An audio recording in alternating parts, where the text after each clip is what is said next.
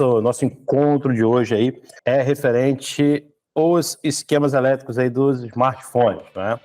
Por que a gente precisa estudar? Vai ter situação que a gente não vai ter esquemático, mas a gente pode se basear em esquemático de outros aparelhos, lembrando aí que um módulo é conectado ao outro, então cada módulo está em seu lugar, porque tem a sua devida importância e tem o porquê de cada módulo desse estar no seu devido lugar.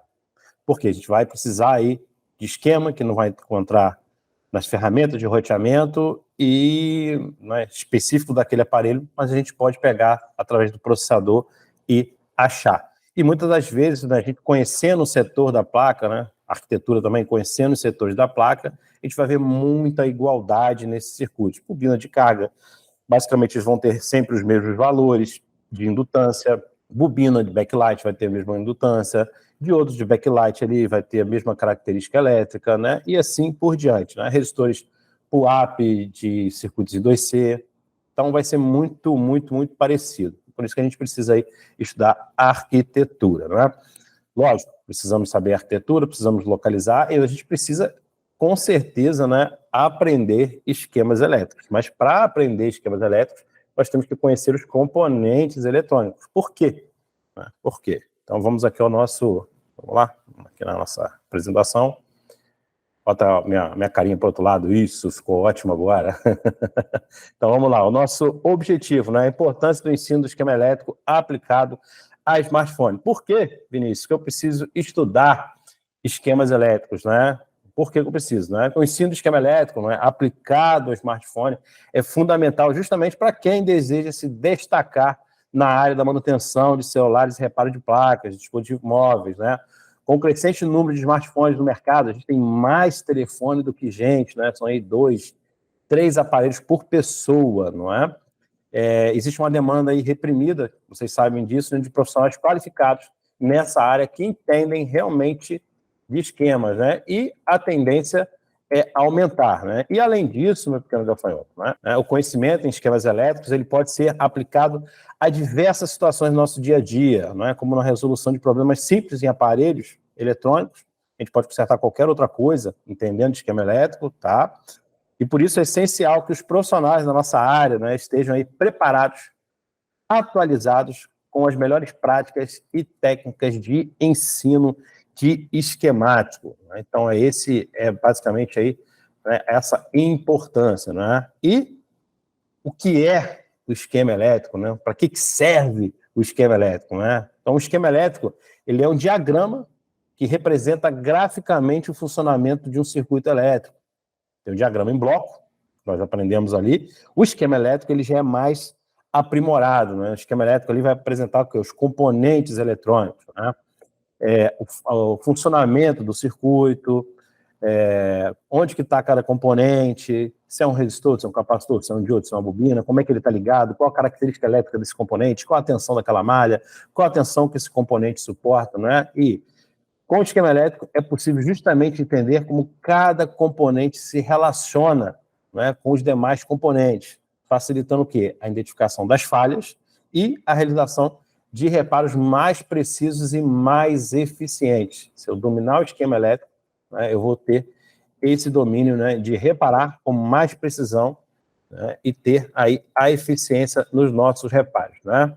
E qual é a melhor ferramenta, né? O poder, a ferramenta poderosa que nós podemos ter, justamente é o conhecimento, né? E o conhecimento de esquemas elétricos aplicado a smartphone é justamente fundamental para quem trabalha com esse tipo de reparo, em placa especificamente, né? Além disso, o conhecimento de esquema elétrico pode ser aplicado em diversas situações do nosso cotidiano. Isso aqui eu até repeti ali para vocês ali, né?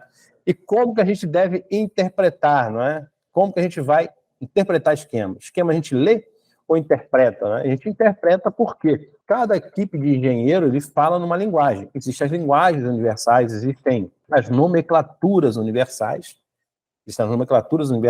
só que cada engenheiro usa, né, cada fabricante ele usa aí uma linguagem própria. Então, esquema a gente interpreta, ok? Um esquema elétrico é um diagrama que representa graficamente o funcionamento do circuito elétrico, né? Os smartphones, esquemas elétricos utilizados para identificar o quê? Justamente a gente usa esquema para solucionar. Não é? O circuito de carga, qual o resistor que está faltando lá, qual o capacitor, qual o valor desse capacitor, qual é o valor do diodo, qual é o valor da bobina, o que isso aí é, não é? Onde é que eu acho compatibilidade desse aí? Para isso que a gente vai ter o esquema elétrico. No layout, no diagrama em blocos, a gente não vai ter muito isso, tá? Outra coisa aqui que eu posso falar para vocês temos que conhecer os componentes eletrônicos, fisicamente, visualmente, né? Característica elétrica, coloração dele. A gente tem que olhar para o componente, entender mais ou menos a dimensão desse componente, o tamanhozinho que ele tem, não é? Largura, volume dele, isso a gente tem que entender com o olho ali, a gente vai aprendendo, não é? Um diodo, uma bobina, um capacitor, um CI, e justamente o esquemático ele vai agora, a gente já está num outro patamar de saber como que aquelas linhas estão conectadas ali. Isso vai ser fundamental para a gente fazer um diagnóstico com mais precisão.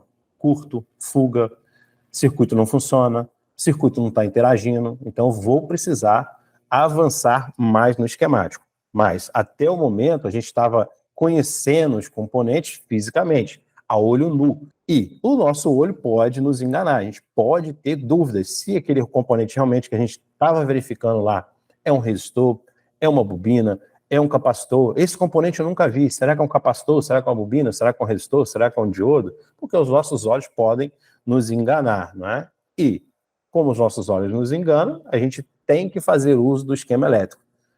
E por que mais ainda nos smartphones? Né? Por quê? É diferente o cara que está fazendo lá reparo de uma televisão. Televisão, não é? É uma placa muito grande, então você tem lá os componentes com escritas em cima. Você tem valor do resistor, você tem valor de um capacitor, você tem escrito no corpo do componente. Já nos smartphones não tem espaço para a gente colocar uma serigrafia ali nos componentes. Então, saber qual o valor daquele componente ali na placa ali, não basta eu medir lá com multímetro. Por que não pode, Vinícius? Por que não vai fazer sentido eu medir lá, se eu quero saber se aquele resistor é de 2.2K, não é? Pode ser que você esteja medindo num setor que esteja esse resistor de 2.2K, mas ele esteja associado, né, em série, em paralelo com outros componentes lá, e fazendo que modifique o valor ôhmico que você está medindo ali, induzindo a gente ao erro. Então, é importantíssimo a gente fazer, sim, o uso do esquemático para entender qual o valor elétrico de cada componente desse. A gente está falando no capacitor, a gente está falando na capacidade de armazenamento de carga em farads desse capacitor, a gente está falando do indutor ou bobina, a gente está falando da capacidade de armazenamento através do campo eletromagnético dessa bobina, né? Se a gente está falando do diodo, se ele é um diodo Zener, se ele vai conduzir dos dois lados, se ele é um diodo retificador, que ele só vai deixar passar o fluxo de corrente para um lado só, né? A gente está falando de resistor, mas esse resistor, ele suporta quantos watts de potência, né? Ele suporta qual a resistência desse componente. Então, isso vai variar de aparelho para aparelho, de setor para setor, e é importantíssimo a gente fazer uso desse esquemático justamente para poder estar localizando esses componentes, os valores das suas grandezas elétricas com mais facilidade. Lógico, né, que depois que você pegar, você sacar arquitetura, né, treinar o seu olho para o setor ali, vai ficar muito mais fácil. Ah, beleza, eu já vi esse FPMIC em algum lugar, então é o PMI 632. Ah, ele trabalha com esse resistor ali, em série, né, em linha de 2C, de 1K, sei lá, de 4.7K. Então você já vai se familiarizando com esses setores esquemático, né, e a gente vai avançar. Então a gente aprendeu fisicamente a olhar os componentes eletrônicos, mas para validar o nosso olho, a gente tem que ir no esquemático e layout board. Vai ser a nossa dupla perfeita aí, esquemático e layout board.